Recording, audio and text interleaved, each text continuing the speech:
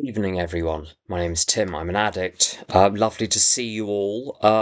As usual, it's good to see lots of faces. I know the interaction doesn't really start until later on, but it's nice to see who I'm talking to. It's difficult to talk into the dark, so it's good to see lots of faces there. Now, where I can see why the numbers are down. We're not on the most pleasant bit of the book because it's the self-examination bit of the book.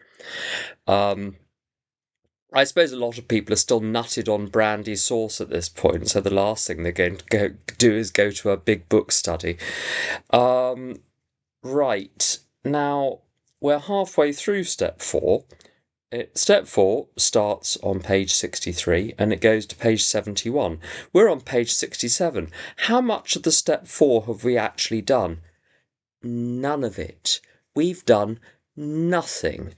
All we've done is identified a single character defect, resentment, which everybody on the planet has. So it's a trivial observation. It's like saying I have a foot or I have a spleen. Actually, I know someone without a spleen, but people without resentment are rarer than hen's teeth. So it's a trivial and it's an easy admission that I resent people. That's all we know about ourselves so far, is the fact that we resent people and we've had to get rid of it. Because, as I said last week, resentment is like the alarm system in a museum which is trying to protect its, for instance, crown jewels, as we literally have here in London. The alarm system has to be deactivated first before the person can look at themselves. Whilst everything is everyone else's fault, I'm not going to do inventory, or if I do it, it'll be wrong. And before we get on to quotations, just an example of how that inventory can go frightfully wrong. And sometimes it can go a little bit more wrong in Al-Anon than in CA. But one of the things that can happen in Al-Anon is if you hear a very bad step 5, it can go something like this. Well, the thing that I did wrong is I didn't tell other people all of the things they were doing to annoy me. I didn't stand up for myself. And that's like the only defect that you so you didn't boss people around. Did you scowl at them though? I'm sure they knew. Or the only character defects are people pleasing or something like that. I may have said before. I was with a friend in a meeting many years ago, and the person in the chair was talking at elaborate length about people pleasing, and my friend jabbed me in the ribs and said, "I don't know why he thinks he's a people pleaser. He never pleases me." Which is, so I've avoided the word of myself ever since. It's not very accurate, but that's by the by. So we're halfway through step 4. We've achieved nothing other than clearing the ground. And there's another parallel here with the steps generally. You complete the first 11 steps, and I was in a meeting the other day and they referred to the last 3 steps as the maintenance steps. When you complete the first 9 steps, nothing has been built. There is nothing to maintain. Even 10 and 11, you don't get anything out of them, as it were. There's no actual product. Or no end product. If you take the first 12 steps and liken the steps to making a cake, that's it, because someone said that the 12th step is like the icing on the cake. Now, if you liken the 12 steps to making a cake, the first 11 steps cleans the dead bodies out of the kitchen, does the washing up, buys the ingredients, puts them out on the counter, locks the cat in the next room, and you have no cake, there's nothing to eat, but you're in a good condition. You're about to do something. And step 12 is not the icing on the cake, it is the cake. There is nothing but that. That is the answer to addiction. That is the answer to Al-Anonism as the 12th step. Everything else is merely the preparation. Without the 12th step, there is nothing.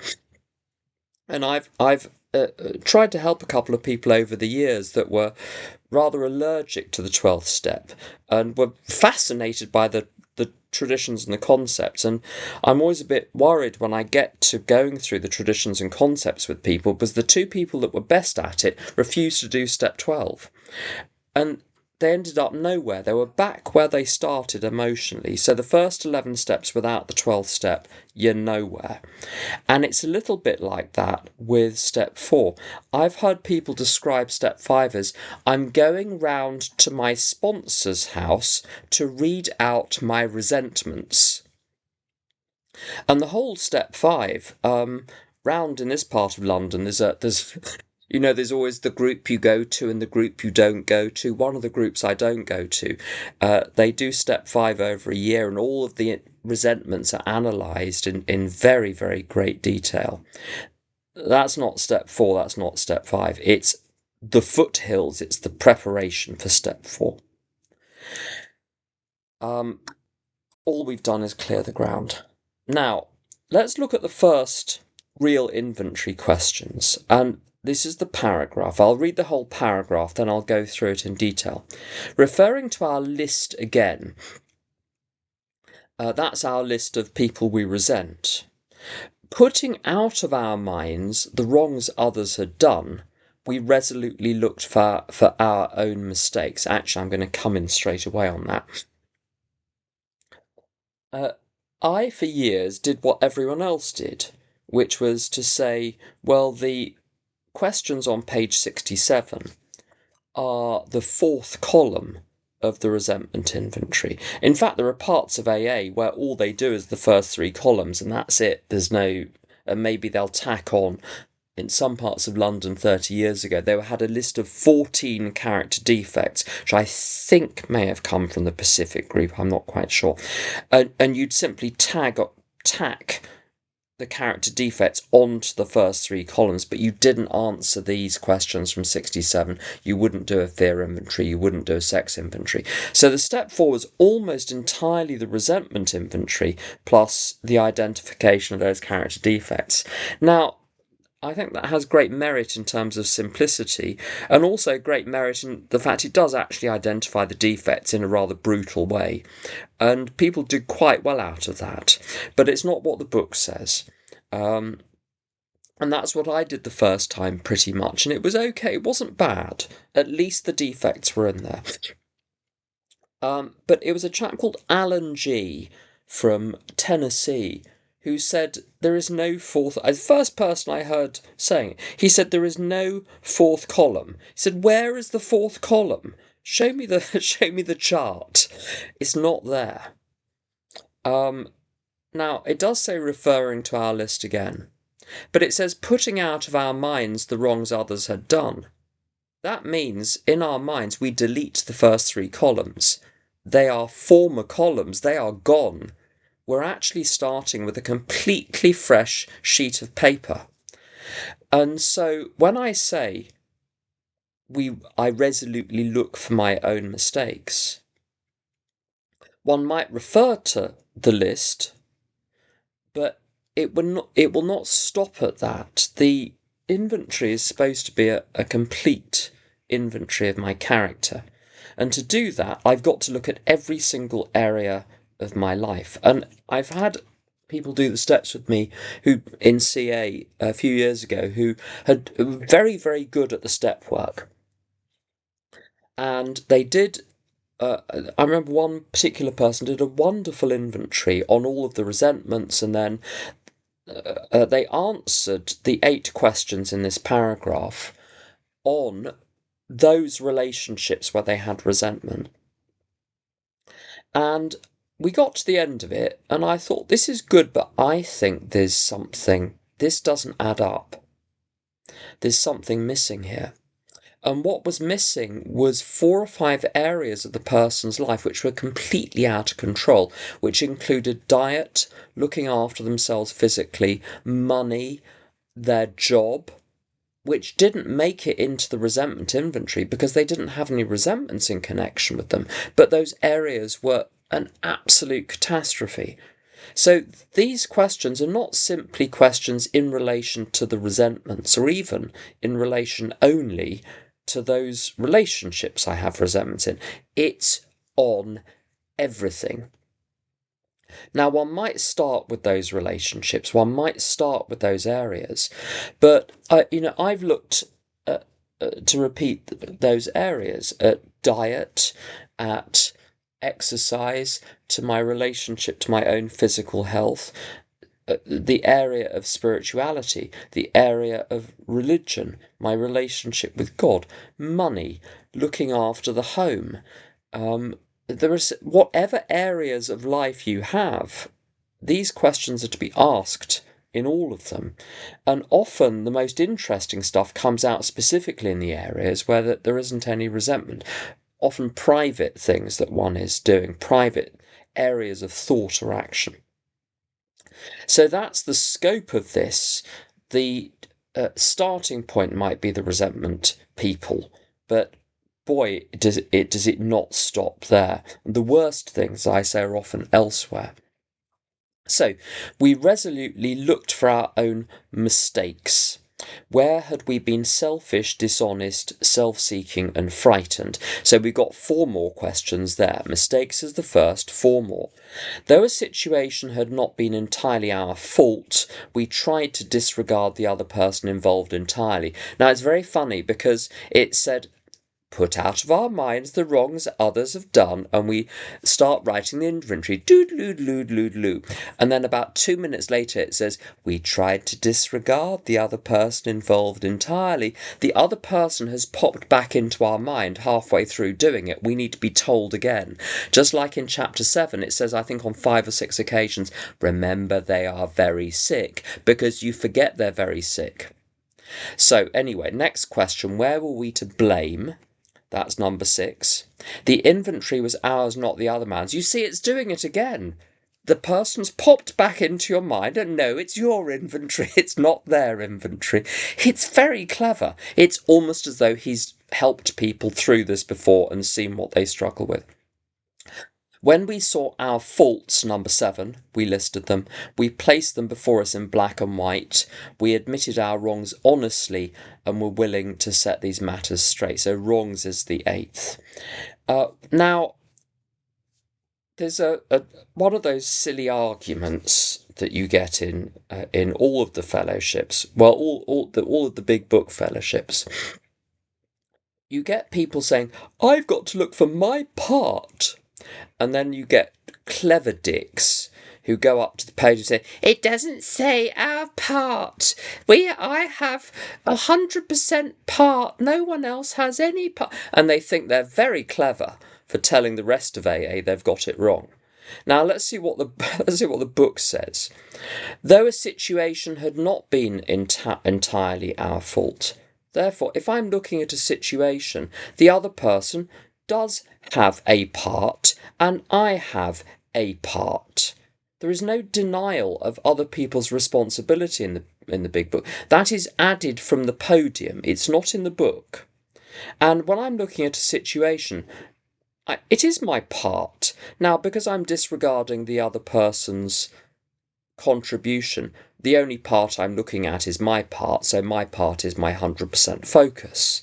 But it's one of those arguments that people have because I think they like arguing. It's a bit like the 2-fold, 3-fold thing. One can have a view, but having an argument about it or thinking you're in a superior camp because of it, that's the thing to avoid.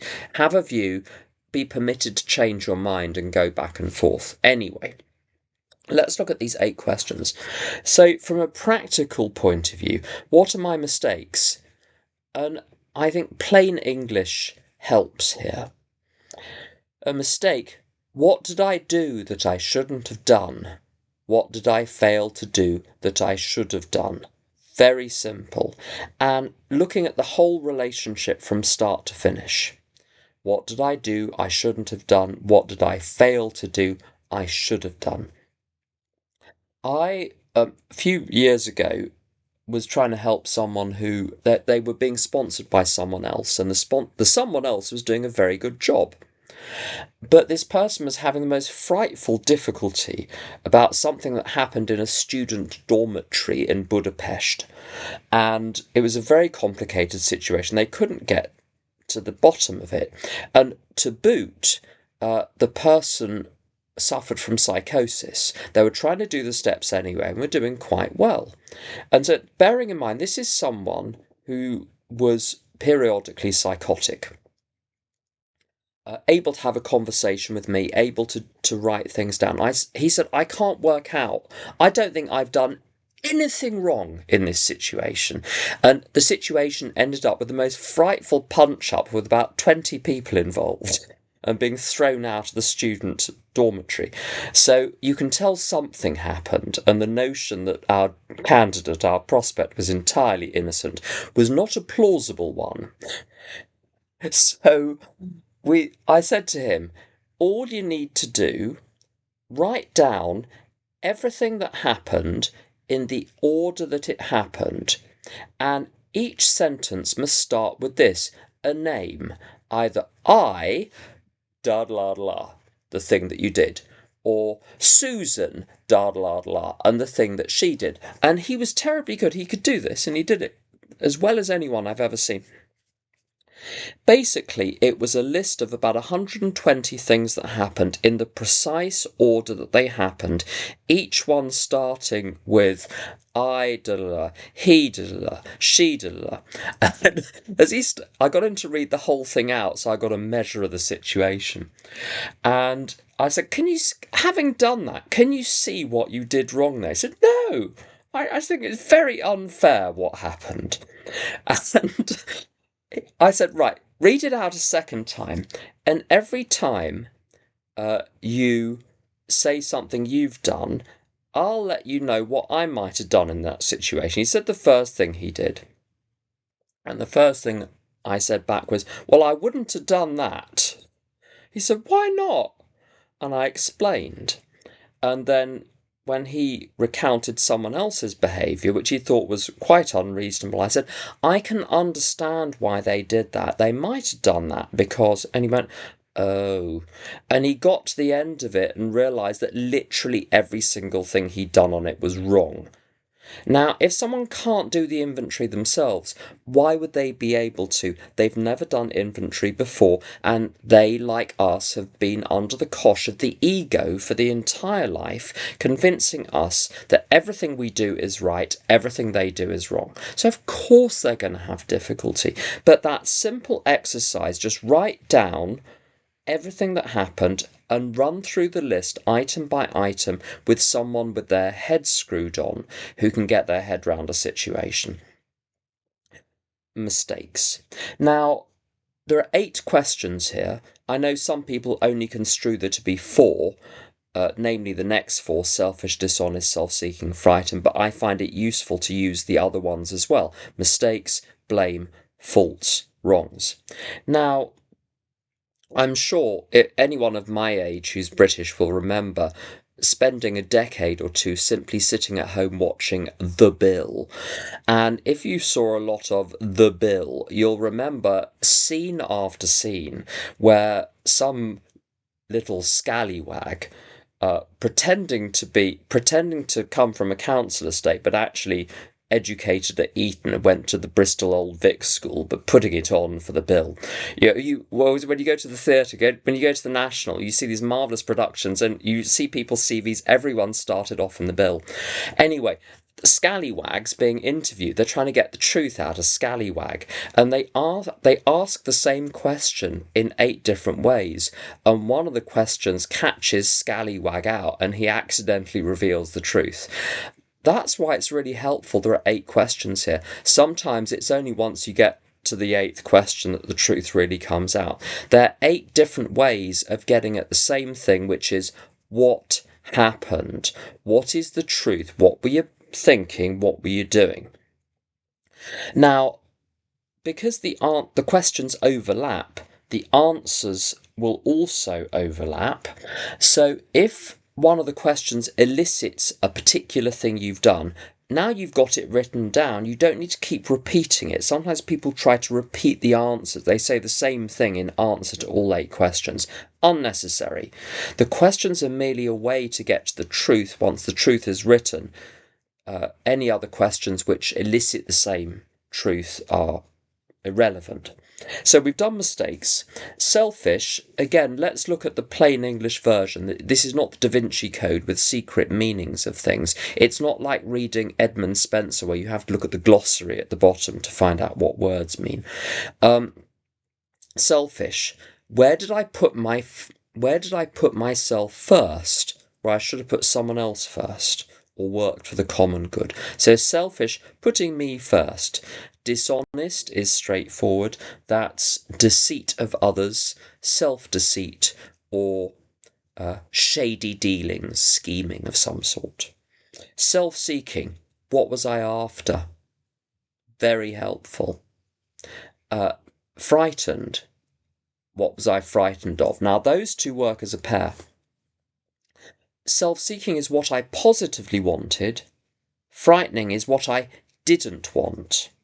And together the two of them produce self-will, the sum total of all of the things I'm running towards, self-seeking, and all the things I'm running away from, frightened. That in total is self-will. The next one, to blame. Now, often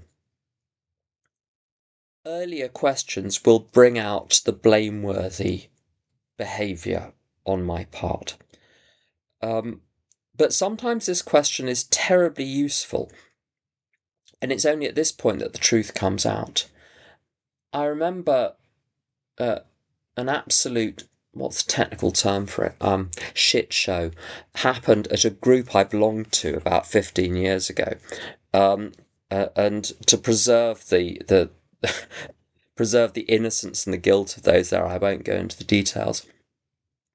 But one part of the shit show, was when I wanted to make sure that a group conscience was going to go in my favour. And the way I wanted to do that was to get the person who was going to be taking the group conscience, who was the GSR, to make sure that he was on the ball and knew what was what. And so I sidled up to him at a meeting. He was only 2 years sober. Very good, but only 2 years sober, didn't really know the ropes, wasn't even aware that as GSR he was going to be taking the group conscience. It was all very informal. And my clever little sidling up and just asking, all prepared for Sunday? And then it became apparent he had no idea he was going to be taking the group conscience. That's how it came out. That's what started the chain reaction of events, which turned into this awful situation. I had to make amends to 6 or 7 people. One of them shouted at me for 15 minutes on the phone when I made amends. It was so embarrassing. That question, where was I to blame?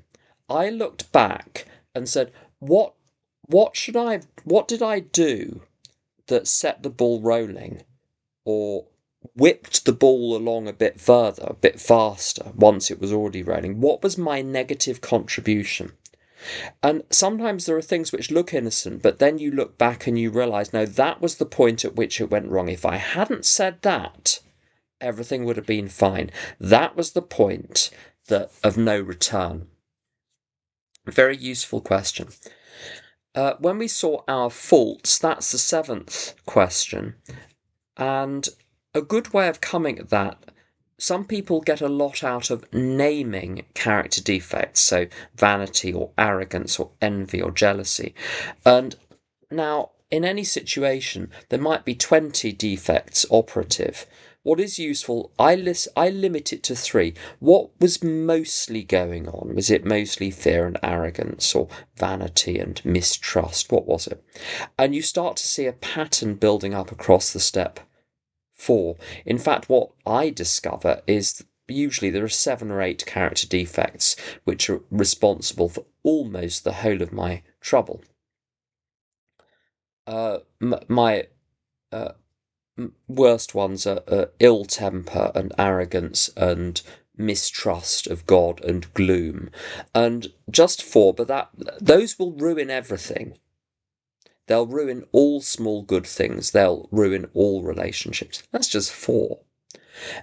Rather than admitting to 147 character defects, admit to the few which are really eating your lunch and you'll get a much clearer picture. It's no good just admitting to everything. To admit to everything is really to admit to nothing. Now, there are lists circulating of character defects, and I've seen a few in my time. I think the two best ones, any list which is somewhere between 15 and 20 character defects is very helpful, particularly first time through the steps. There's an Augustine prayer book list, which is on the blog somewhere. I can certainly send it to anyone who's interested. Is very, very good as well, and also has the merit of being comprehensive and detailed, and also explains each one as you go, which is very, very helpful. So that's what I use. Faults. This list of faults or character defects is the 7th question and happens to provide me with a good list for step 7. And then the last one, we admitted our wrongs. I use this one to write down the harms to others, the 8th question, which coincidentally supplies the information for step 8. So the 7th provides me the information for step 7, the 8th provides me with the information for step 8. Now, with the faults and the wrongs, sometimes one might write elaborately on an earlier part. There might be a lot of legitimate detail to get out. But it's jolly good to sum it up as arrogance, for instance. So it's okay to have a little bit of repetition there. And certainly with the wrongs, it's very good to tease out the specific things which harmed others, because that's going to make things an awful lot easier for step 8. My feeling is that as one's going through the step 4, one should do the resentment inventory and go through it with a sponsor as one is doing it. Be shown how to get rid of the resentment and get rid of the resentment before doing this exercise. This means that when you come to step 5, the 3 inventories, the resentment inventory needn't make it to the step 5 in terms of the formal exercise, because it's not a recounting of one's. It's not a moral inventory, it's a something else. So the step 5 really starts with this, the fear inventory and the sex inventory. And so those 3. And one might mention that one has been a resentful so-and-so the whole of one's life, and the other person will say yes. And that's there's no more analysis, really. There's no more information in there. Once you've gotten rid of it, there's no more information. Let me have a look. Is there anything else on these before I go on?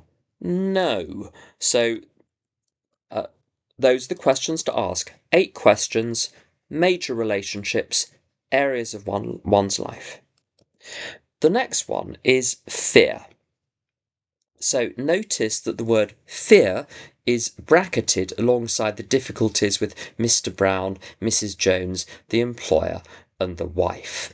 This short word somehow touches about every aspect of our lives. It was an evil and corroding thread. The fabric of our existence was shot through with it. Now, in case any of you are not up on fabric terminology, if ever you've seen shot silk, which is that slightly shimmery silk, it's shimmery because there's one of the threads is a different colour to the other one. So as the fabric moves, it catches the light in different ways, but that extra colour is there all the way through. And so that's the image that's being used here.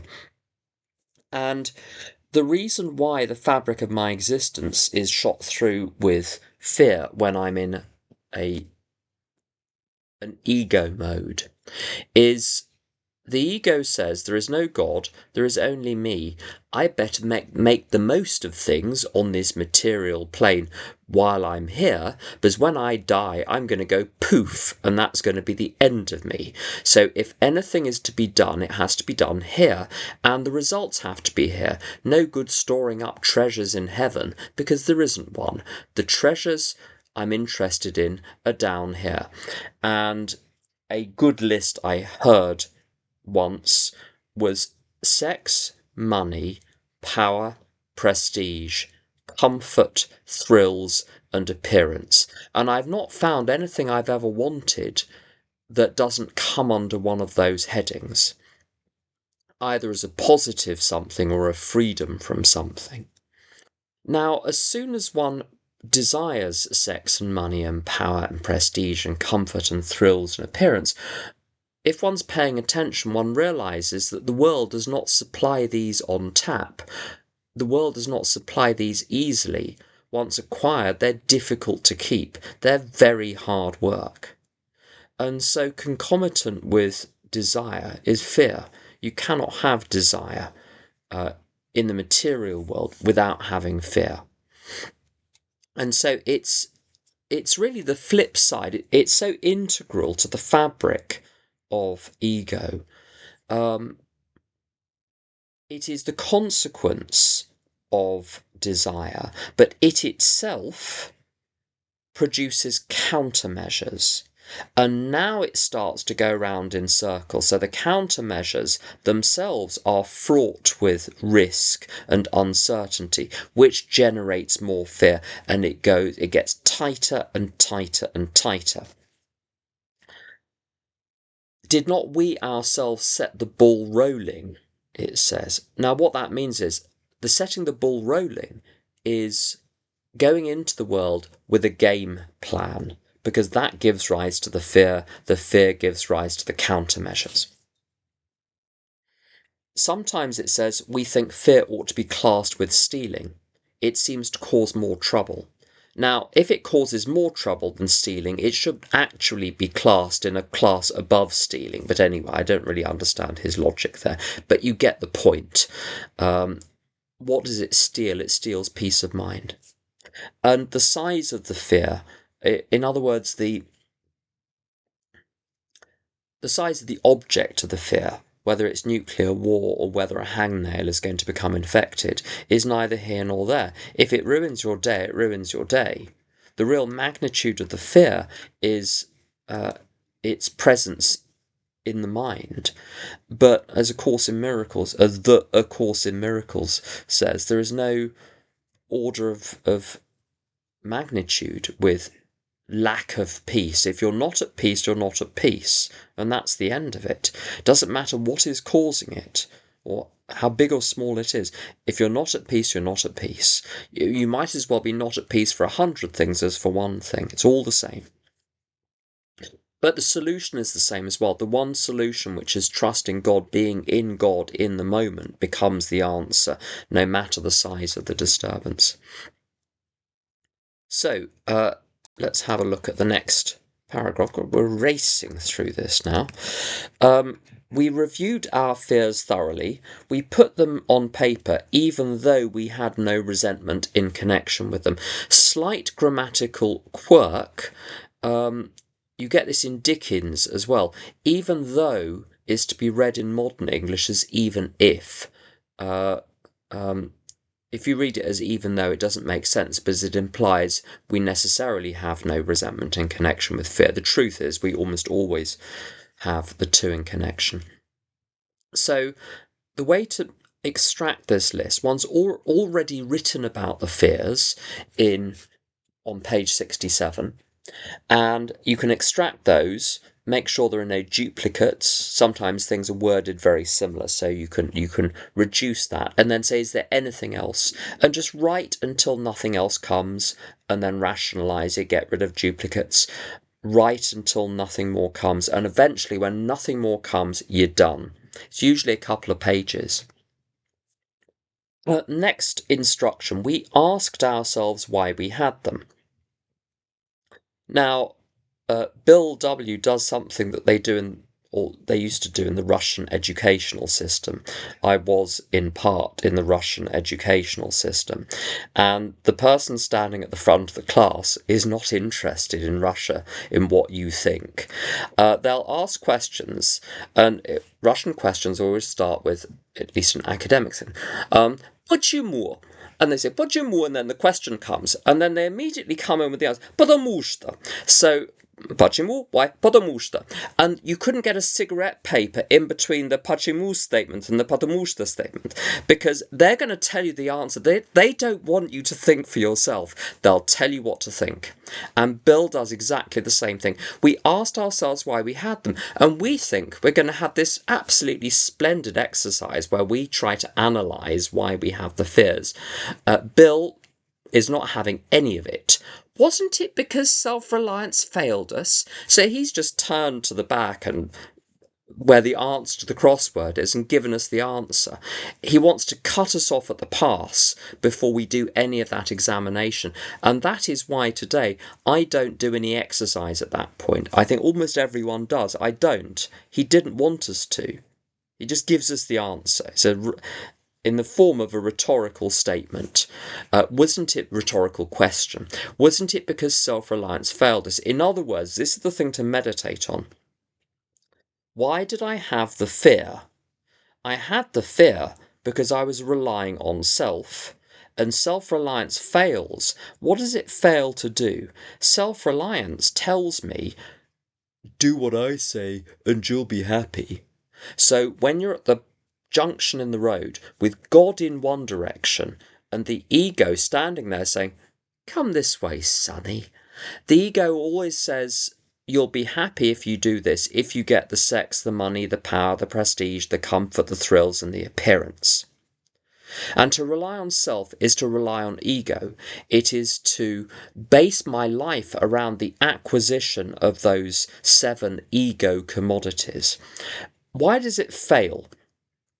Now, it fails because partly those are hard to get, and secondly because even when you get them, they don't do what they're supposed to do. As Little Red Riding Hood says in Sondheim's Into the Woods about cloaks, remember she got eaten by the wolf, red cloaks do not protect you as they should. Those 7 things, the money, particularly the money, the prestige, the qualifications, all of those things do not protect you from anything. I remember as a child, I liked atlases, and I was also preoccupied with nuclear war, and it was the 1970s. When you put the two together, you end up looking up where all the military bases are on the atlases, drawing rings round them with a pair of compasses with various sections of the blast zone, and working out precisely how fried to a crisp you're going to be when the bomb inevitably drops, and the bomb from which base is the one that's going to get me. And I used to have nightmares where I could see mushroom clouds rising over the distant hills in Wiltshire. So that was me as a child, and cheerful little sod I was. And I then, just like everyone else, you go to a school and they tell you to be ambitious. They tell you you must do terribly well, and then you'll have a good life. And I remember a very good friend of mine, when he was, I hope I haven't told this story before, a friend of mine, when he was at school, he was about 14 or 15, and they brought in the careers teacher, and the careers teacher was going around the class saying to each one of these children, what are you going to do when you grow up? And they're all saying, I'm going to be a stockbroker, and all of those sort of obnoxious, nothing wrong with being a stockbroker, but wanting to be one when you're 14 or 15 is just perverse. Anyway, one by one, they were trotting out these I want to be a chartered surveyor, all these careers. And they got to this kid, and he said, I'm 15. I'm supposed to be running along the street with a hoop and a stick and enjoying it. I'm not supposed to be thinking about careers. It's a ridiculous question. He became a pub pianist. And an alcoholic, in fact. Anyway, that's by the by. But the point is, one is encouraged to live a particular way, to build these protective fortresses. Now, at 28, I was living in a protected fortress. I had the qualifications, I had something which people would call a career, and I was doing okay in it. And I was waking up at 4 o'clock in the morning with panic attacks. I was no further ahead than when I was drawing nuclear blast zones around military sites in the UK at the age of 7 or 8. 20 years later, I was no further ahead. So my plan, my self-reliance had failed. Failed to what? Failed to bring me happiness, failed to get rid of the fear problem. QED, I think. I'm sure you can come up with your own examples. Self-reliance was good as far as it went. So it was good. I had somewhere to live. I had an occupation. There was money coming in. But it didn't go far enough. It provided a structure for my life. Now, there are other ways of getting those things. You can get those things just as well with God reliance, in fact, far better, frankly. But it didn't go far enough. It didn't touch the sides as far as having a satisfactory experience of life. That is the point of the whole thing. It's to have a satisfactory experience of life, and not because a drug has been injected into my veins in order to give me the appearance, the feeling that I have a satisfactory life. A friend of mine from Bristol has got a friend in AA who he did a talk at an AA conference many years ago. Now, this chap who did the talk is a professional philosopher. Now, there aren't many of those around. There aren't many who make that pay outside people who just teach philosophy. And he would be brought into schools, for instance, to introduce children to philosophy. He did all sorts of other things as well. And one of the philosophical experiments he gave to the children was this. And he introduced these at the age of 7 or 8 to really fairly sophisticated mental experiments, mind experiments. And it was this. He said you have two options. Imagine the first option is you go through life in the ordinary way. And what this means is you'll have successes and you'll have failures and you'll have joys and you'll have tragedies. And some wonderful things are going to happen and some awful things are going to happen. But you'll live a life that you have produced. So the good that comes out of it that you can take credit for, the bad that comes out of it you'll have to chalk up. But you'll have produced a life with all of that rich tapestry of feelings. Option number 1. Option number 2, we're going to put you in a room. You won't have any interactions.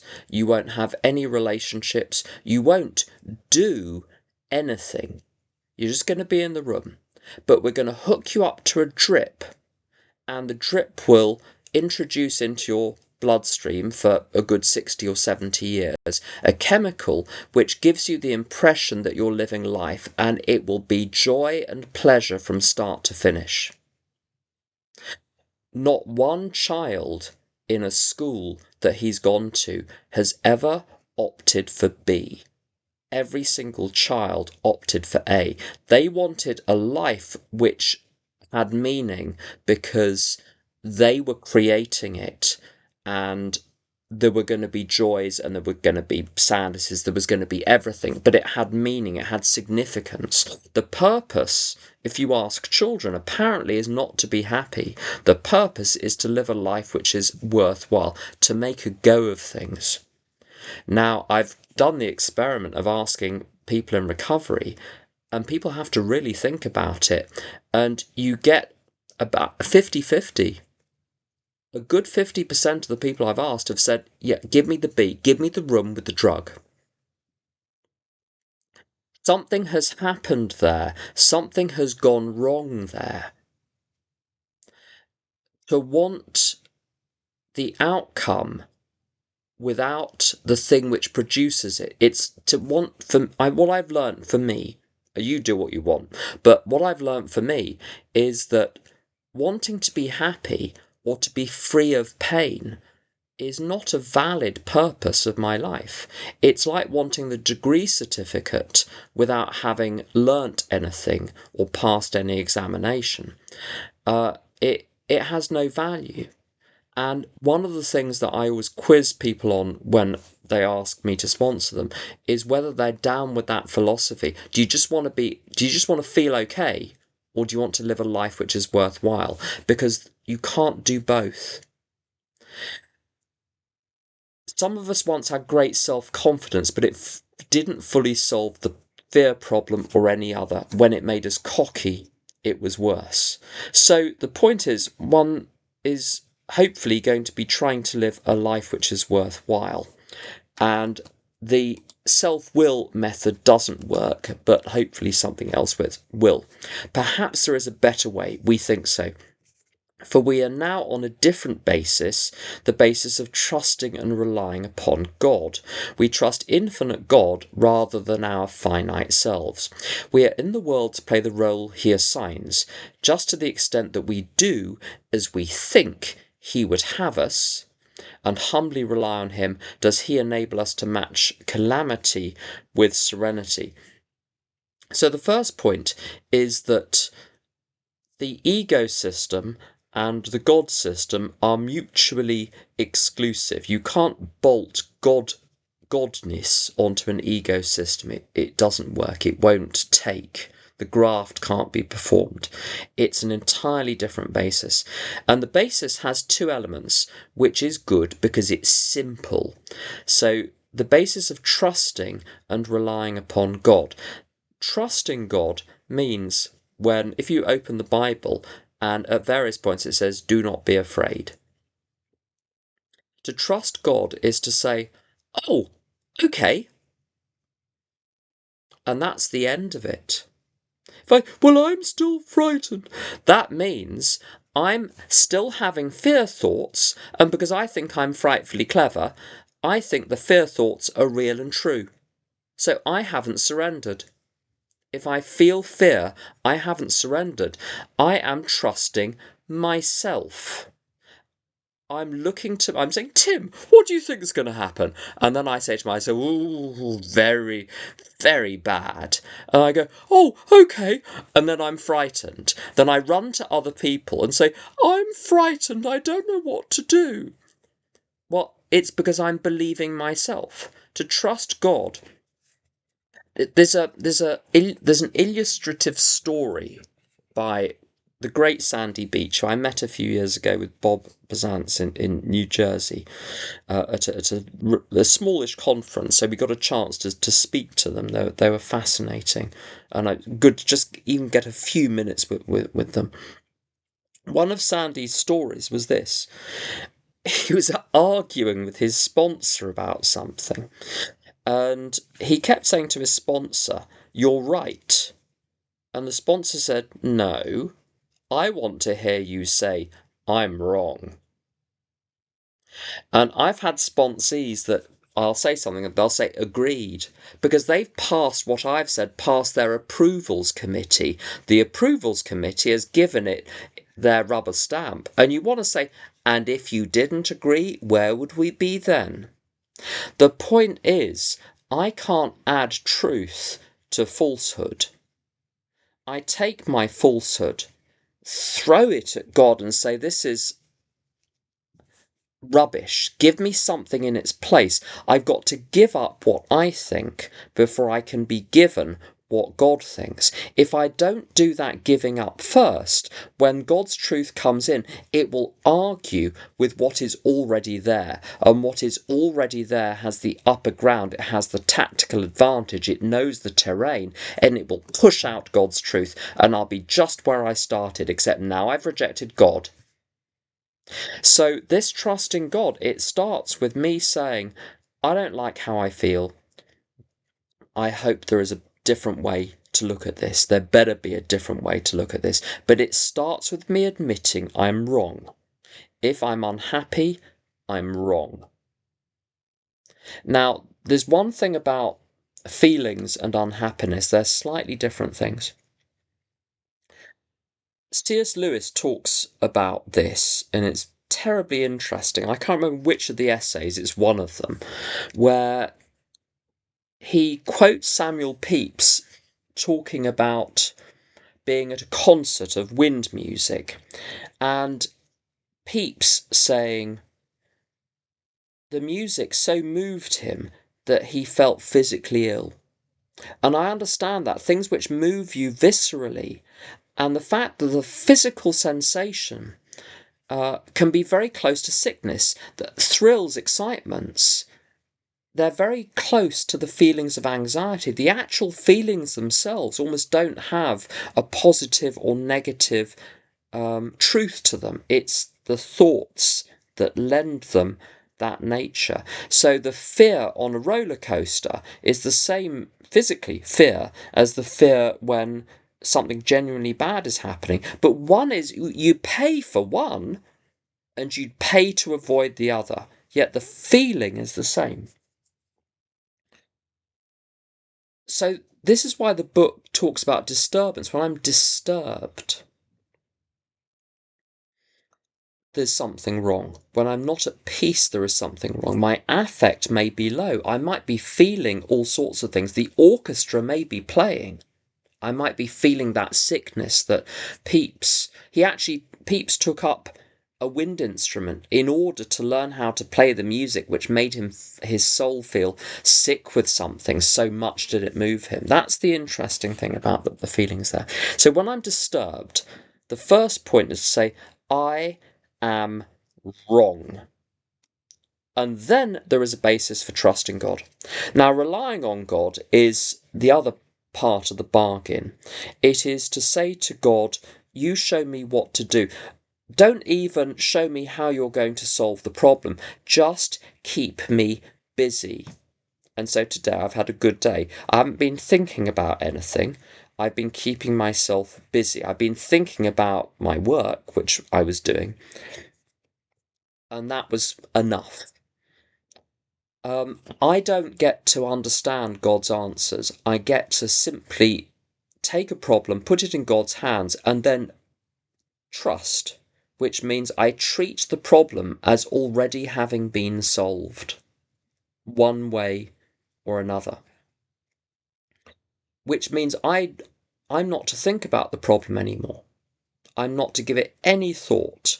I'm going to trust that if God needs me to do anything about the problem, it will come down the tubes in the morning when I'm saying to God, what shall I do today? If nothing comes, there is nothing to do. So it's not irresponsible because I'm going to God on a daily basis saying, what do I need to do in relation to this question? So trusting and relying on God, if I'm not at peace, one of those two I'm not doing. When I do those two, I'm at peace. We trust infinite God rather than our finite selves. God will have the ability to put me together with whoever I need to be put together with to solve the problem. I've got a sponsor who we're chalk and cheese in lots of ways, but he's absolutely the right sponsor for me. And he lives in another country. There's absolutely no way that he and I should have met, but we did. And it was just at the right time as well, just before real tribulations arose in my life. If I hadn't had the preparation of a few months of him sponsoring me first, boy, I don't know what would have happened. I don't think I'd have made it through. So, you see, God knows the future. That's a bold statement, I know, but there we go. I've said it now. God is outside time and space. And what this means is I can pray now and it goes into the place beyond time and space. And how does one not know that one's prayers now are what are helping people in the past or situations in the past or oneself in the past? Because they go into a place outside space and time and can come in at another point. In the same way that if there was a volume of War and Peace on your shelf and you took it off, you as the reader would be able to open it at any point. The characters can only move through the novel in a linear way, and they certainly don't know what's coming, because as one proceeds through life, one is sitting with one's back to the engine. One can only see backwards. There's actually a South American language where when they talk about the future, they talk about it as being behind you and the past as in front of you, because you can see what's in front of you and you can see the past. You can't see the future, so the future is behind. There's only one or two languages where that's the case. Every other language, it's like us. The future is ahead, the past is behind. But those two small languages have got it right. So when I pray now, it can be affecting something at any time. I can't tell you how often in the last 32 years since I've had a drink or a drug, how often circumstances seem to have come together in a particular way. And it turns out I was eminently well prepared for something that was coming a few months or a year or two later. I started going very, very heavily. I've been an Al-Anon since 1995, but I started going very, very heavily out of the blue, and I didn't know why. I was just very strongly guided to, and I went every day for months. And it was soon after that that my best friend relapsed, and I was very glad I'd been doing Al-Anon every day for 6 months. It's almost as though there was divine guidance there. And the friend, interestingly, was not even living in the same country as me. He was living in a different country by that time. So it's not as though I was necessarily picking up on, the vibe someone has when you meet them.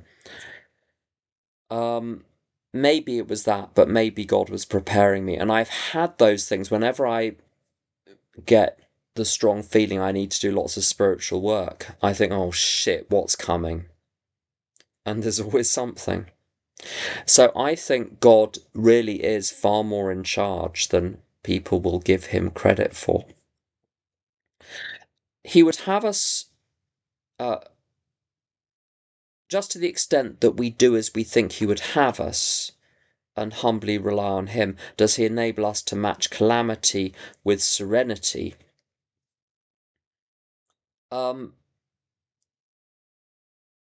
What this is promising me is serenity in the face of anything.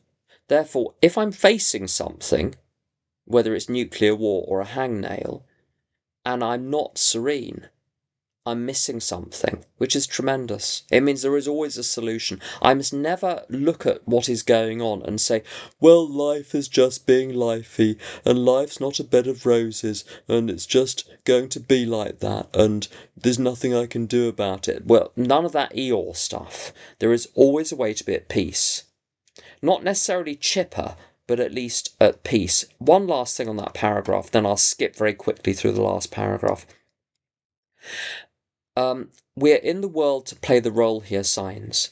This means, I think I've talked about this image before, the actor mustn't get so involved in the part that he forgets he's an actor. The actor has to retain the identity as a spirit, and if we're going to say, well, what does that mean for us? I have to retain my value, identity, and purpose as a spiritual being that happens to be operating in the material world. It is that detachment, housing everything I value in the realm of the spirit, which allows me to, that phrase, wear the world like a loose garment, wear life like a loose garment, to recognize that that's just the place things are playing out, but it is not where the value lies.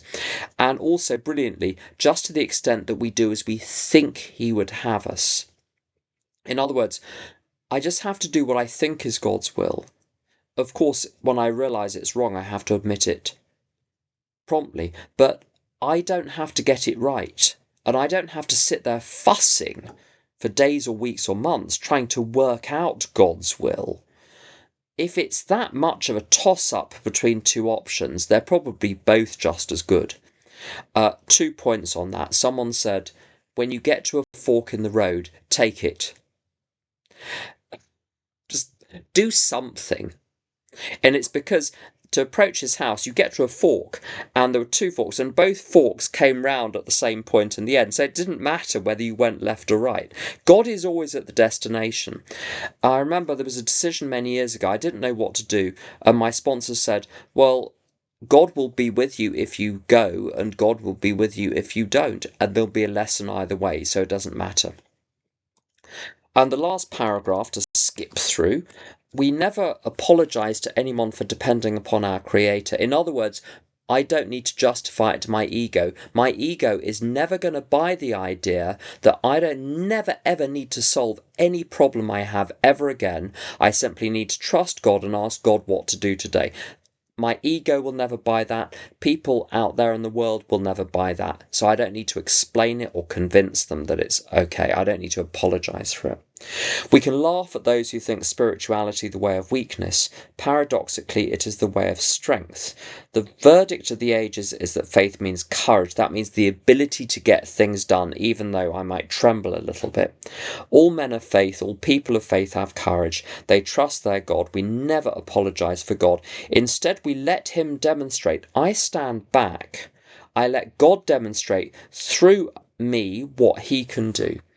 We ask him to remove our fear and direct our attention to what he would have us be. In other words, I don't just ask God to remove my fear and say, well, it's still here. He hasn't done his part. I've got to let my attention be drawn to what he would have me be. I need to persistently, gently but persistently, turn my attention away from the fearful thing and say, no, no, no, and turn it towards the actions of the day and dissolve myself into the actions of the day so I forget I even exist. And then it says at once we commence to outgrow fear, implying that fear is immaturity and I need to get over it because it's getting in the way. So I'm going to stop the presentation bit. So there's a little bit of time, as much as we need for questions. Now, I'm doing a backup recording on the computer, so questions are probably best posed in the chat rather than with voice. So get typing away either directly, or if you want to do it anonymously, you can send it to Keith and he'll pass it on, or you can send me a private chat. So ready for any questions that people might have.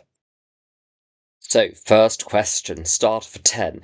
Do you give a time limit on step 4? So, presumably that's the time limit to the sponsee. Lots of people do, and I've heard other people have tremendous success with it. They say you have to complete it within 2 weeks, and the person either does or they don't. Now, the thing is, my method of taking people through step 4 is a little bit unusual in that I get people to write something, and first of all, see that in the first step 4, what we're doing is we're training the person on how to do step 4, and we're using their step 4 as this opportunity to do a step 4. So you're doing two things at once. You're training and you're producing a step 4. Now, what this means is, if you're training someone to get the best results, it's just like with sport or music. You have to get the form right. If you get the form right, it's really simple. If you get the form wrong, it's immensely complicated. And so there's an awful lot of work, particularly in the early stages, to get people to express themselves clearly and succinctly. That can take weeks or months. It takes a long time for the brain to clear. Progress is measured by how much is learned, not how many steps are ticked off as being done. And so I think it's better to measure by effort rather than output. What I mean by that is to set aside 1 to 2 hours of time per day on a working day to step 4 and talking to the sponsor and so on, and between 2 and 4 at weekends. Now, this will only need to be done once in this terribly detailed way, maybe a second time or a third time if the past is particularly thorny. But essentially, it's just a one-off thing. But to get through it in a few months, you have to put in the time, I'm afraid. And the learning can't be hurried. It's no good doing a step 4 where every single statement is vague and barely comprehensible by the other person. One's got to learn. To tell the truth entails telling it in such a way that it's understood, not dismissing whole areas of one's life. Well, I was just self-centered.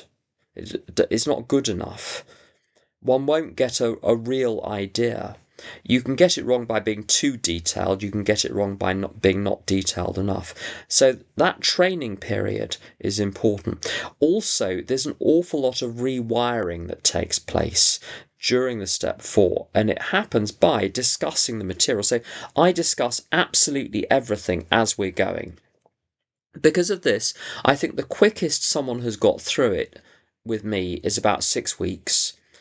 Doing work every day, they would call me up, they'd read it out, and then they'd do the 2 more hours work and read out whatever they did the next day. And we got through it in 6 weeks. It's unusual. It's normally about 3 to 6 months. But doing it this way, it's very rare for someone to drop out partway through.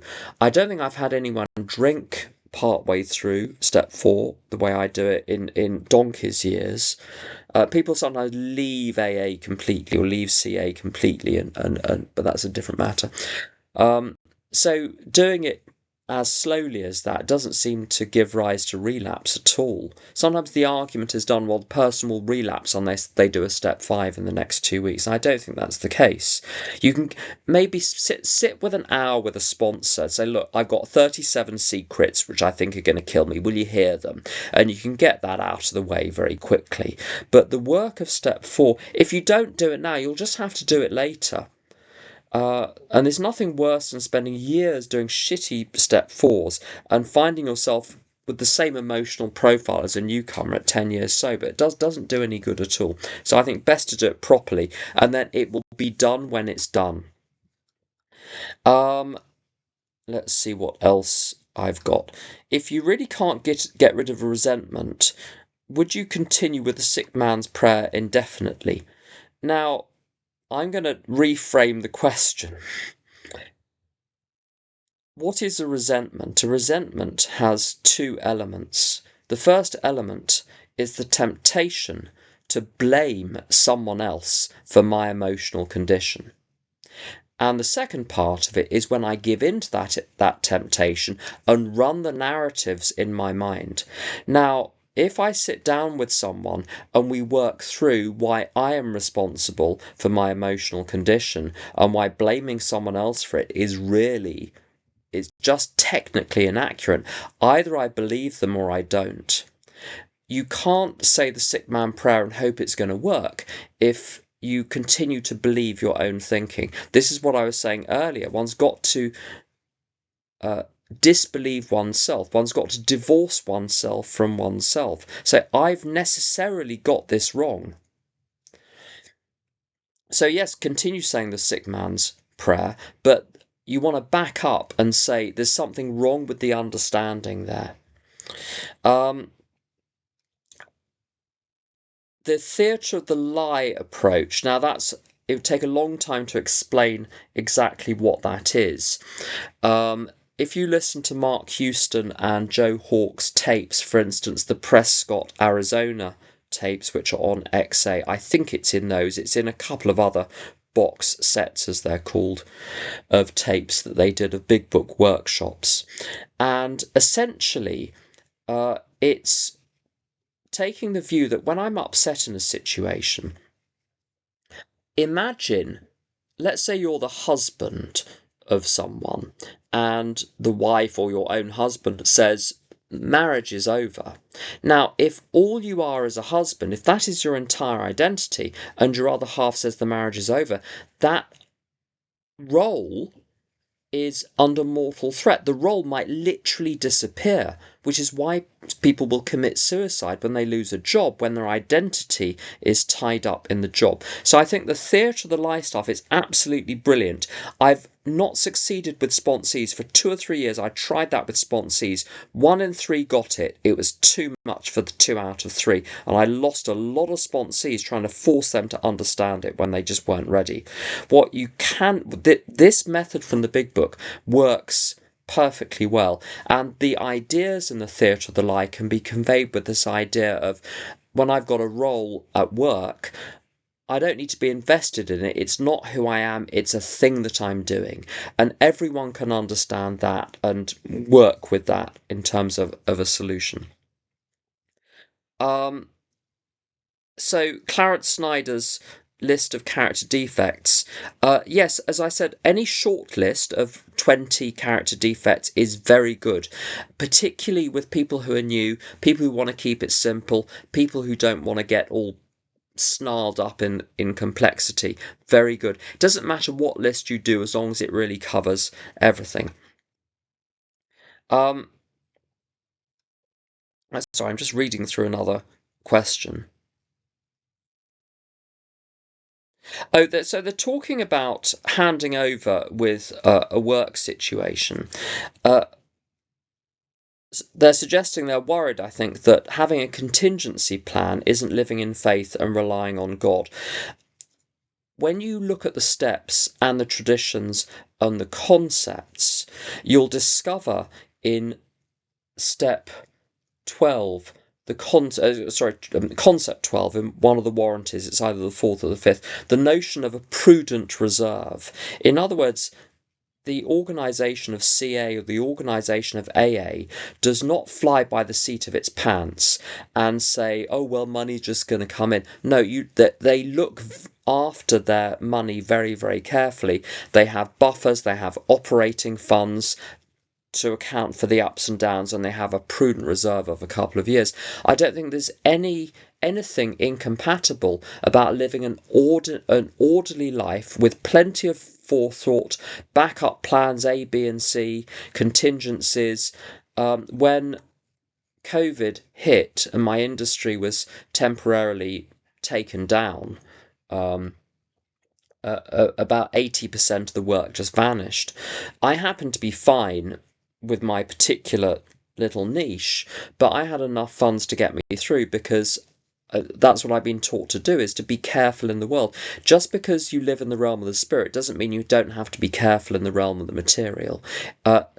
If something is possible for me to do, it's quite possible that God's method of looking after me is getting me to look after myself in ways I can look after myself. So I can't say, well, I'm going to trust God with my health and eat a whole pile of shit and say, well, God will cure me of any diseases I get because of the terrible things that I'm eating. That makes no sense at all. If something is doable by me, I must do it, and it's my job to do. What advice do you have for working with someone that has been diagnosed with OCD and depression and is on doctor prescribed meds, who continue to cycle through repetitive fears without improvement?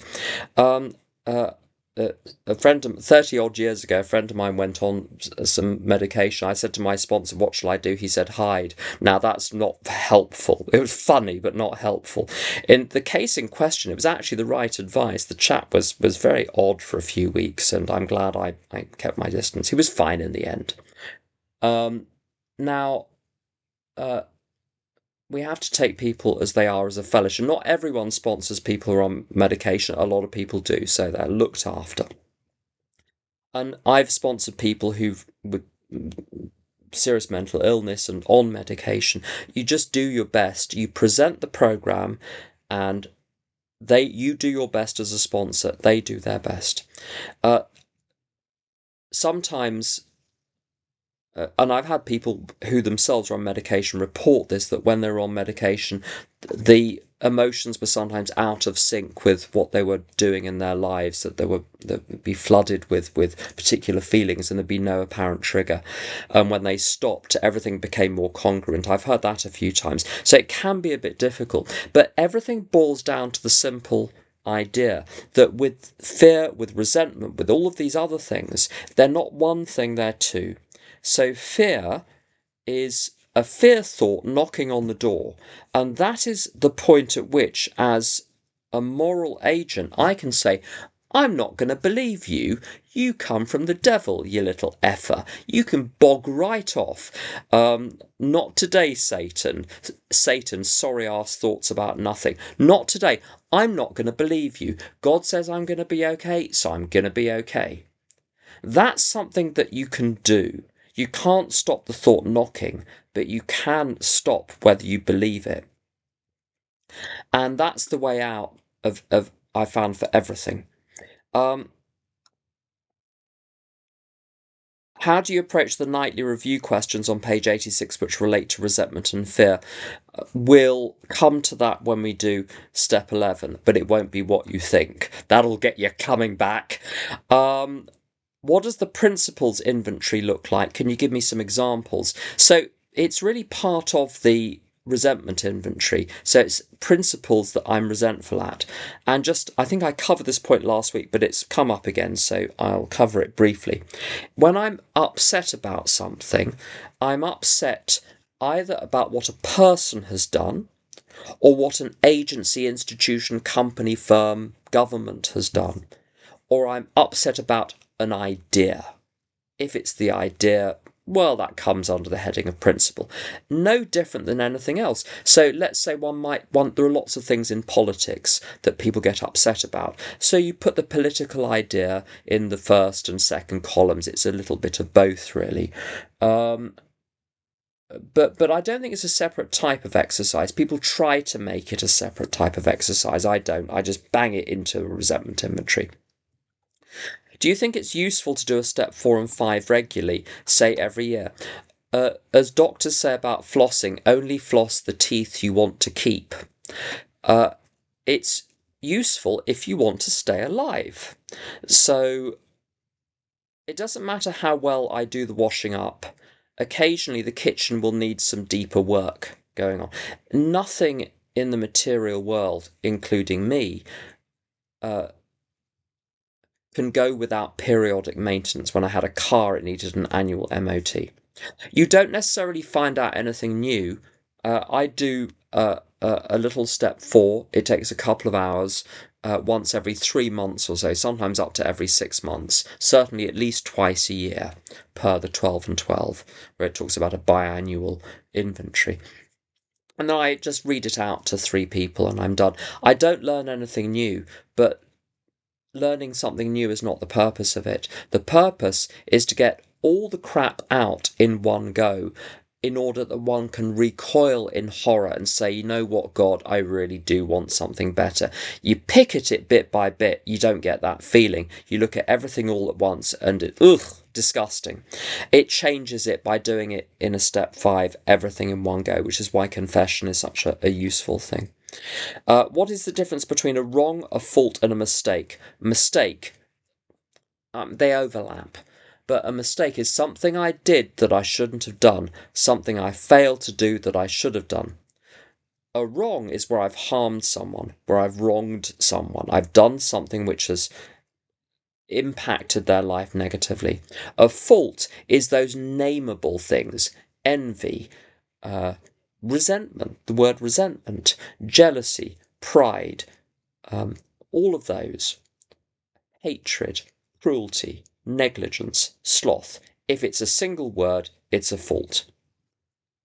A few more little ones So the link to the Augustine prayer book, if you go to the blog, first 164 as numbers, first 164 blogspot. If you just put first 164 blog, it'll come up first. And you put Augustine into the search facility, it'll come up with that. Or you can buy the book from your local friendly Augustinian bookstore. Couple more. I meet so many people that are just like me, stuck in an Eeyore mindset, who want me to convince them to trust God, and of course it never works. Does your training program sometimes not work for others? No, it always works. How many psychiatrists does it take to change a light bulb? 1, but the light bulb needs to really want to change. And my sponsor tells a story. He said, I met a man once who said AA wasn't going to work for him, so it didn't. You have to want to be wrong. And it's interesting, want me to convince them to trust God.